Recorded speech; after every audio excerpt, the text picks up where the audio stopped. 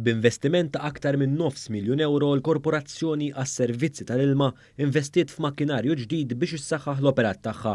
Ħabbar dan il-Ministeru għall-Enerġija u l-Immaniġġjar tal-Ilma fejn spjega li dawn l-inġenji se jkunu qed jagħtu aktar saħħa lill-korporazzjoni biex f'każijiet ta' emerġenza l-impjegati tagħha stess ikunu jistgħu iwettqu x-xogħol neċessarju b'mod immedjat.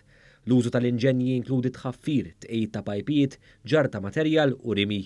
Waqt l-inawgurazzjoni tal-makkinarju l-Ministru Farrugia qal li l-korporazzjoni qed tagħmel investiment kontinwu f'teknoloġija ġdida u infrastruttura aktar b'saħħitha mhux biss f'inġenji iżda anke fid-distribuzzjoni u fil-kwalità tal-ilma li jasal fid-djar Maltin u Għawċin kif ukoll biex jitjieb is-servizz ta' drenaġġ.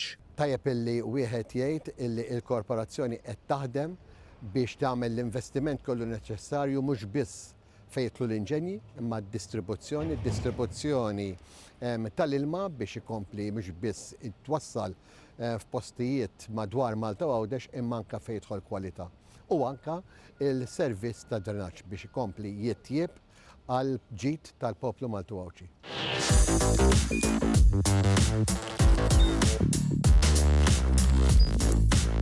Idħol fuq one.com.mt u hemmhekk tista' tara l-programmi kollha li jxandru fuq One permezz ta' One Play.